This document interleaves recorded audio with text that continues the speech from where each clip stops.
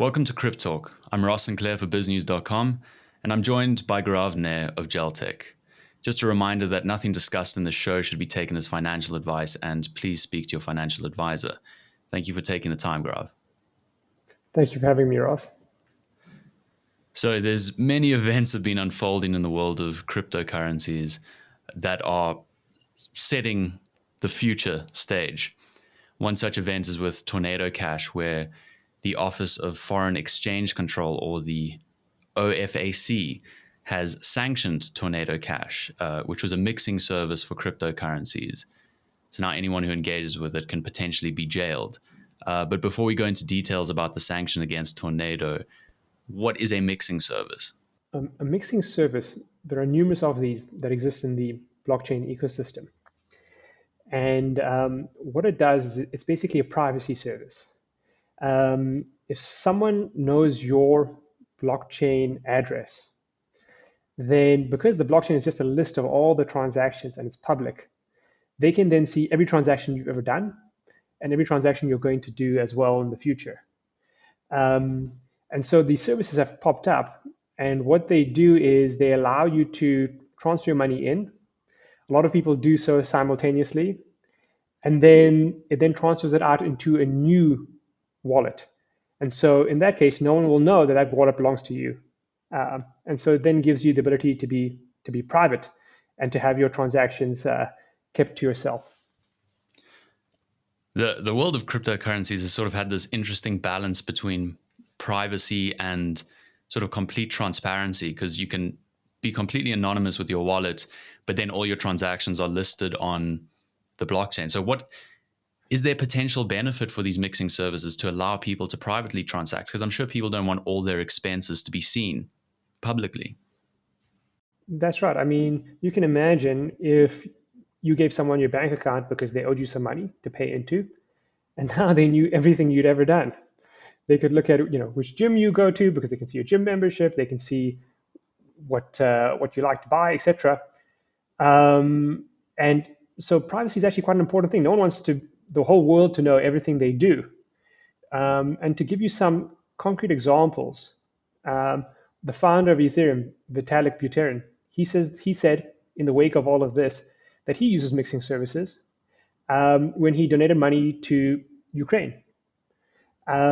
So there's various reasons why people want things to be private, and there's often a trope that if you want something to be private, you have things to hide. But that isn't necessarily the case. There are lots of legitimate reasons that people want privacy. I saw someone describe that as fifth grade thinking, when you think that, why would I hide anything if I've got any, why would I bother with security stuff if I don't have anything to hide? But what happened with Tornado Cash that caused these sanctions to be locked down on them? Sure. So Tornado Cash is a smart contract. It's a piece of code that runs on the Ethereum blockchain. And there are no humans that run it. It just runs automatically on an ongoing basis. And when you put money in, you can then specify which wallets it pays out to, and that's how it achieves the privacy. Now, North Korea, they have a group that has been hacking cryptocurrency exchanges and various programs, etc. And once they get these crypto tokens, they then they use these mixing services in order to hide the fact of how they liquidate it. And they then use it to finance their regime. And that might be financing their nuclear program or whatever else. And so the US government, seeing that North Korea has been using Tornado Cash, they put Tornado Cash on a sanctions list, the OFAC list. And what this means is that US persons, that means natural people or companies, they cannot interact with Tornado Cash anymore. Now, this is a precedent.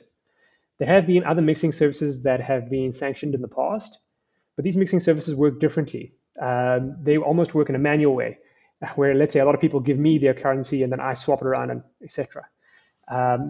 However, Tornado Cash is just code. And this is the first time that code has been sanctioned.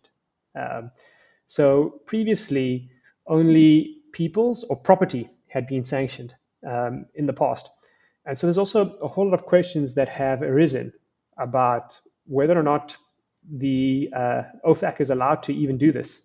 And I'm sure there'll be lots of challenges in court that'll play out over the coming years, probably.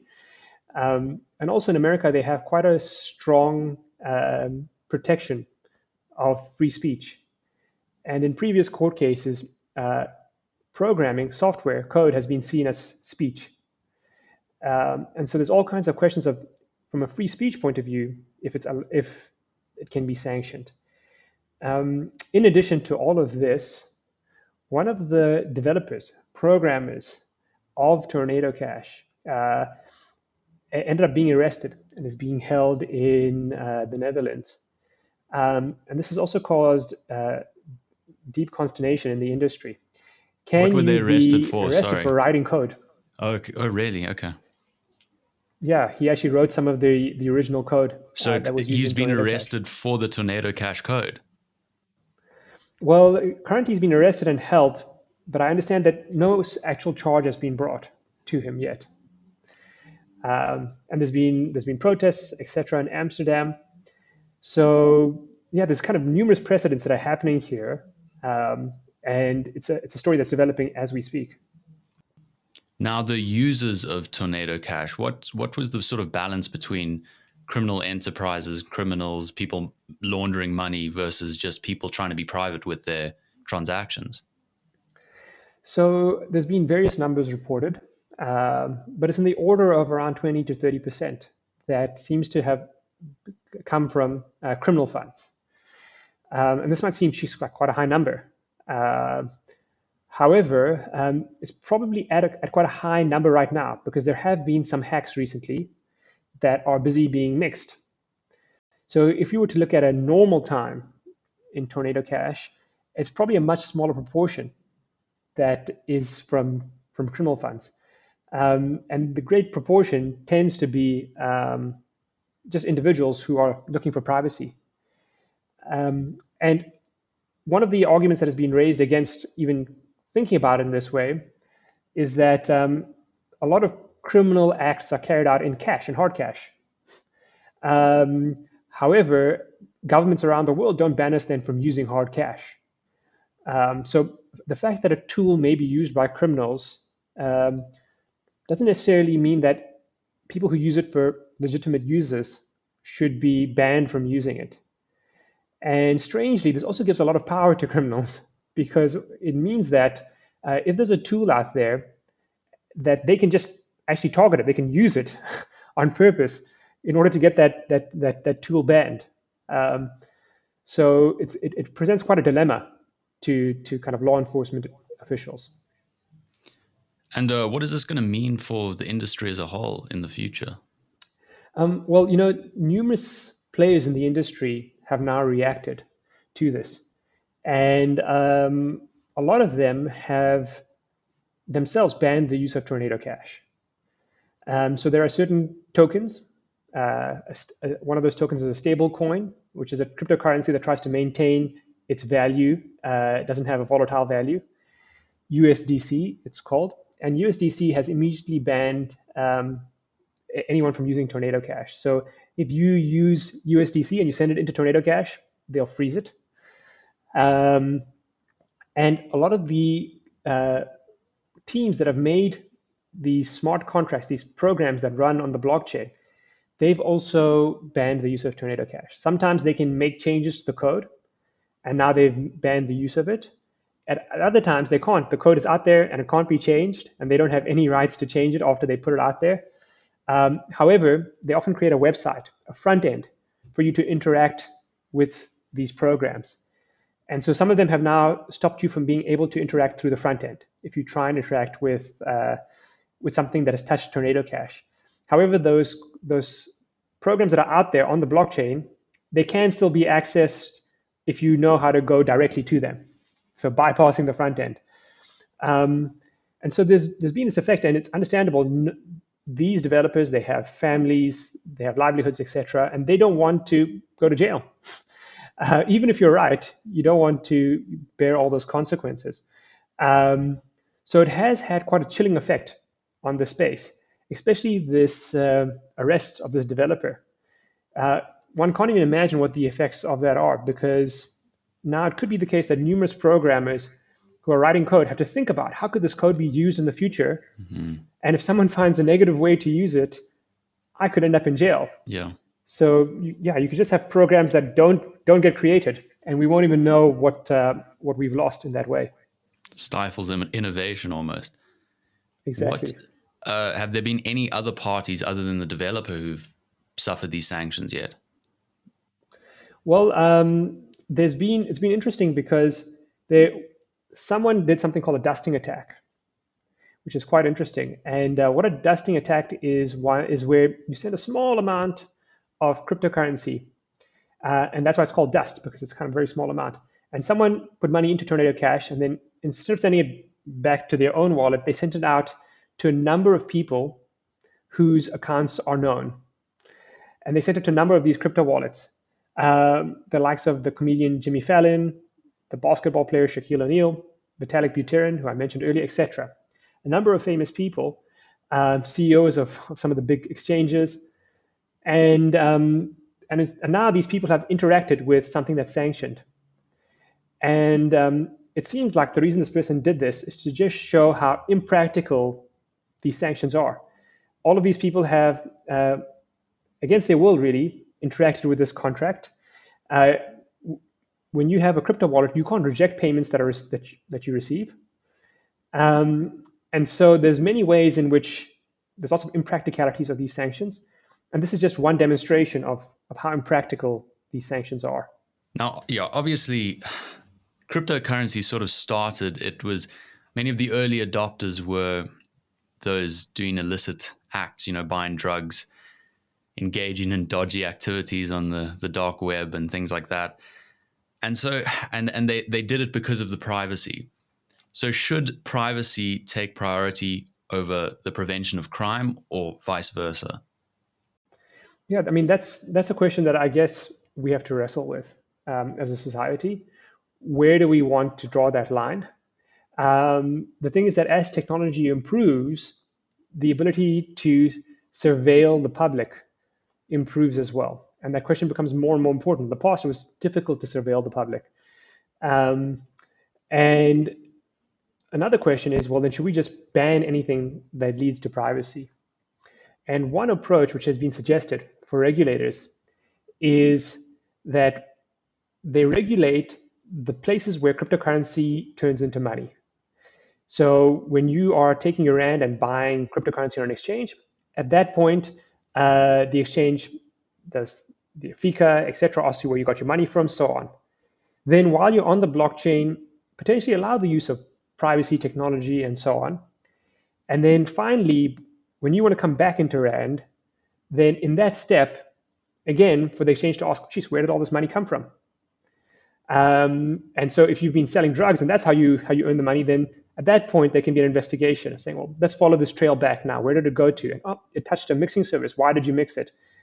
So to rather regulate in that way, that if you can't prove when you're turning it back into money, if you can't prove that it didn't come from a criminal source, then at that point let the regulator catch you, as opposed to just banning the use of all these tools for the general public. Guard the borders, not the entire road system, I suppose. Exactly. If people want to still send money over privately over the blockchain, are there any other mixes available that don't have these sanctions attached?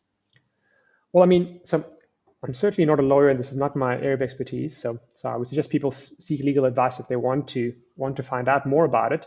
But as I currently understand it, it only affects American persons right now.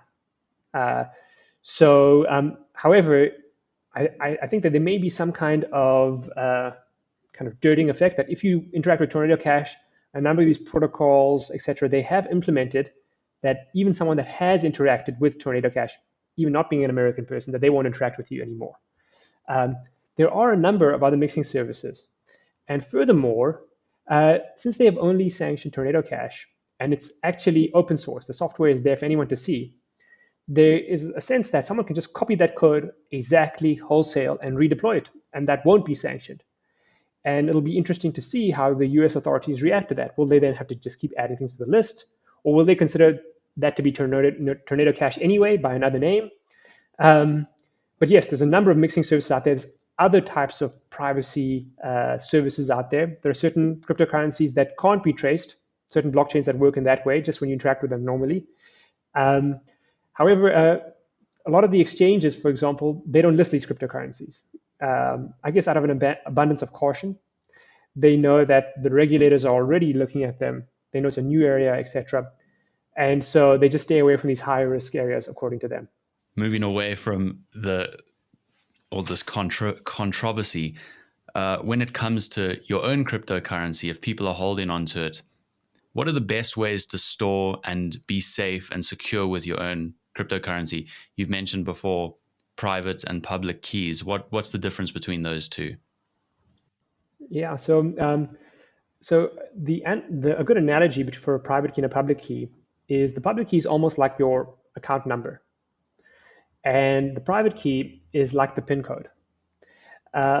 So in order to spend any cryptocurrency, you need the private key associated with the public key, and the public key is then where all the money is sent and so on.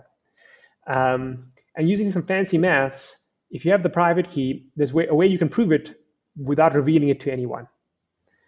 So whoever has that private key, they're the ones that can spend the currency that's inside one of the crypto wallets. They have the private key for that wallet. And so that piece of information, it's often just a string of letters and numbers. That piece of information is, of course, vulnerable. And there's kind of numerous ways that can be attacked.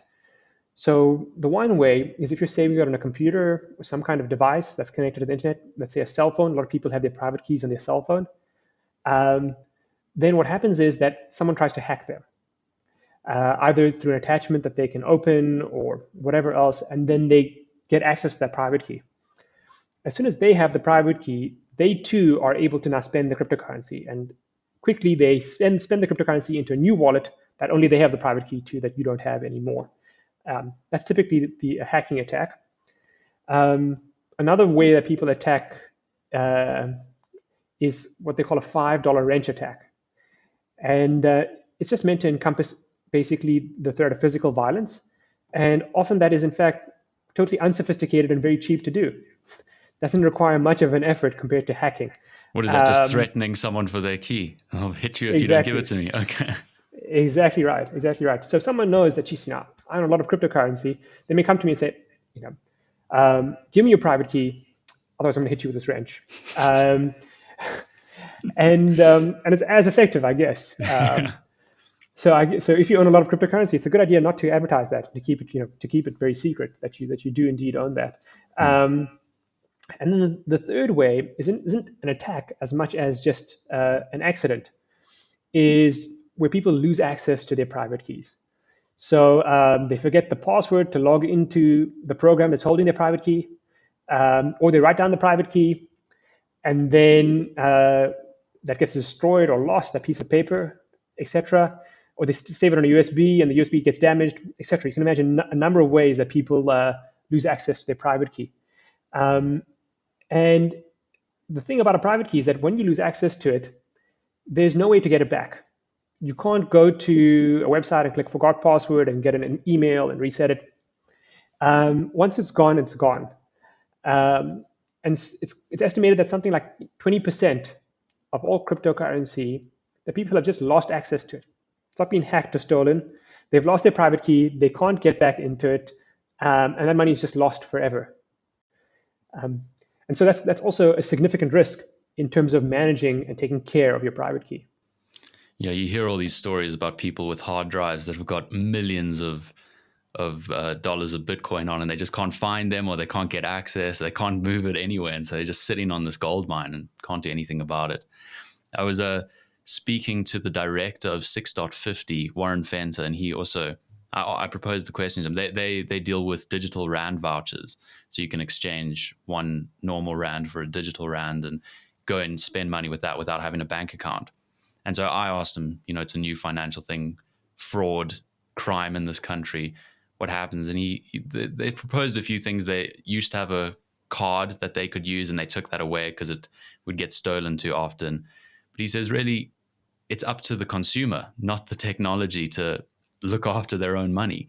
If you're walking around with a big wad of cash, someone can take that. It's not the government's responsibility to make sure that's locked up for you. So what are other options for people to have storage of their cryptocurrency? Yeah, so it's interesting your conversation there, because that is the way the technology is. It puts a lot of responsibility on the person. And however, I guess the role of entrepreneurs and companies, etc., are to actually provide solutions that deal with some of these difficulties, and protect people from themselves, almost. And so yeah, a lot of solutions have popped up, and so I mean the one default solution. They all have pros and cons. The one default solution is just that to keep everything on an exchange. So the exchange where you actually buy the cryptocurrency.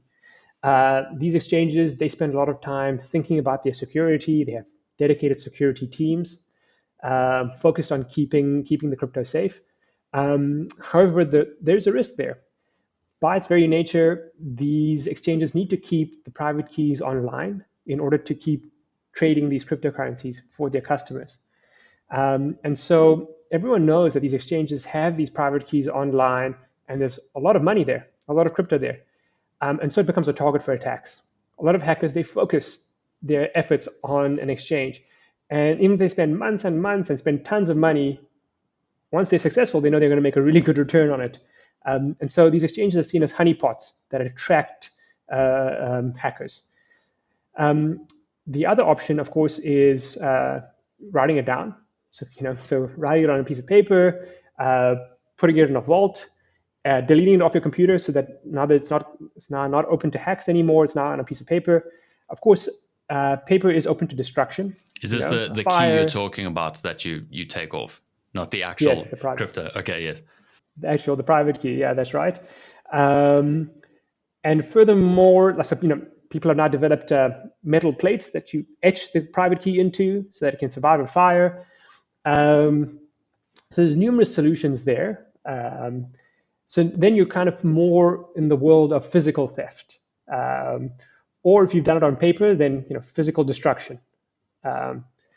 However, what often happens as well is that people's partners or their heirs, they don't know what's there. They don't know that this person has crypto, or they just see a string of letters and numbers. They don't know what it is. So there's been a lot of crypto that's been lost in that way, where someone had crypto, and sometimes their spouses even know that they had the crypto. They don't know where it is, and they don't know how to find it and get access to it again. And so that's the liability of that kind of process. And it involves telling then the people you trust, listen, this private key is stored here, etc. And then, of course, then it opens you up to crime again, potentially, from someone that the person thought they could trust. The third option is a hardware wallet. So a hardware wallet is a piece of hardware, usually a USB or some other device, and that saves your private key. So it's never on your computer, it's on other device. And every time you want to do something, you want to transfer funds, etc., that device interacts with the computer. That's another option. Again, you run the risk of destruction, that the device gets destroyed, or you forget the password to access the device. And as you're talking about, a lot of those stories are where people forgot their password. They've got millions of dollars on this tiny USB, and they can't get in. No access. And that's also susceptible to the whole wrench situation. Someone could, I'll thump you if you don't give me your ledger. Exactly. Yeah. Exactly. Yeah, these devices are very recognizable. So if a criminal knows and they targeted you for that reason, once they see the device, I know this is a crypto wallet, and then it's obvious what's on there, and then you're susceptible to the wrench attack. And then the other option is where you have a specialist firm, a third-party custodian. And often when it comes to large companies or institutions like funds, they like to work with these institutions because for them, they can't have it on a device. And who do they give that to? Do they give it to the CEO and say, please keep it safe, please don't steal it? So they prefer to work with these third-party custodians that keep the assets safe. And these custodians, they employ a range of methods to protect the assets. So I'll kind of talk about some of these methods. So one of the methods is where they take the private key and it's broken up into pieces. So this way, even if someone tries to hack a device, there's only a piece of the key on there. And they need to actually hack multiple devices at the same time in order to be able to access the key. And what needs to happen is that a number of parties, this key is split across a number of parties, so that no single person can actually steal the funds either. There need to be collusion across a number of parties. Simultaneously, these parties are usually split geographically so that it stops you from physical crime.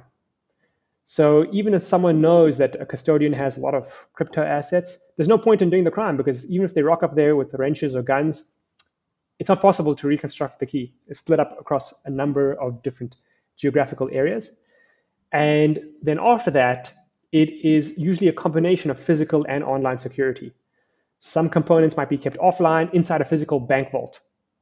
And there's a bit of a balancing act between security and between not losing access.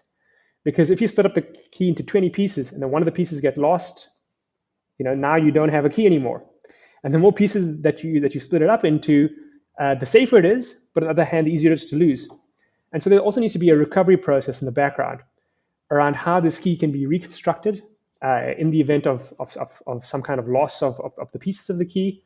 And that process needs to also be safe, such that you can't bypass all the security measures you've created and just reconstruct the key. That would then totally invalidate everything that you've built up. And what method of storage would Jaltech use? What would you consider yourself to be? So we offer we use a combination of these. The specific method is something called multi-party computation, where the key is broken up into a bunch of pieces, split across a number of different devices. And these devices are spread remotely as well, and the people that control them. The people who control them are secret. No one knows who they are. And in fact, some of them don't even know each other. And so in this way, a subset of these need to sign a transaction. And if it's over a certain limit, there's then a time limit that kicks in which the transaction can be aborted if we then look into it and say, well, what's going on here? And then it's also then split between physical and online security, where parts of it are kept in actually physical bank-grade vaults. Oh, really? And do you use an international exchange? How do you get access to the actual cryptocurrency for like the cryptocurrency basket that you have? So we use local exchanges Okay. to get access to it. So that's turning the rand into the crypto tokens. Mm-hmm. And then thereafter, the tokens are immediately moved into the custody solution. They're taken off exchange, they're moved into the custody solution, and then enjoy all of that protection. Okay, I see. Which exchanges do you use? Can you share that?